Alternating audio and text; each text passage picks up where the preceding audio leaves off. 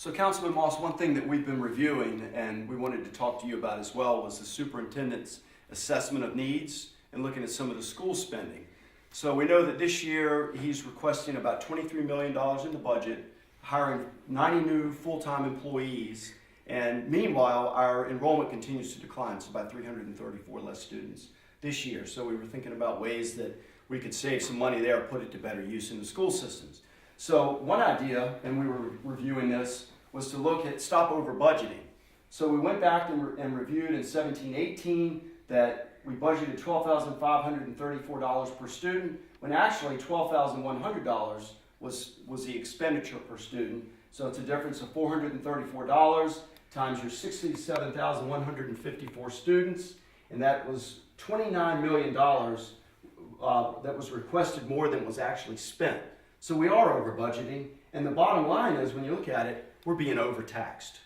And we reviewed a couple of other years as well, so we were looking at greater than $40 million over the last few years that we've actually been overtaxed.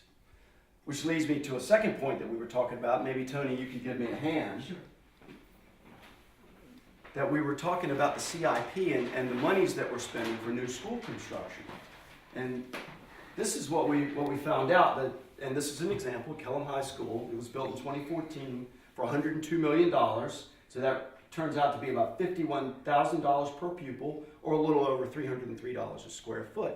And we compared that to a new high school in Loudoun County at just under $290 a square foot. And by the way, Loudoun County, their median family income is a little more than twice what it is in Virginia Beach. And they're building schools for less per pupil on a square foot basis, and I'm sure they're nice schools as well. And then the state average actually was a little under $176 a square foot. So we think there's a lot of room that we could actually still build incredibly good new schools that inspire learning, but save taxpayers a lot of money. And also we can look at funding other CIP projects that right now we don't have the money for, or would have to continue increasing taxes.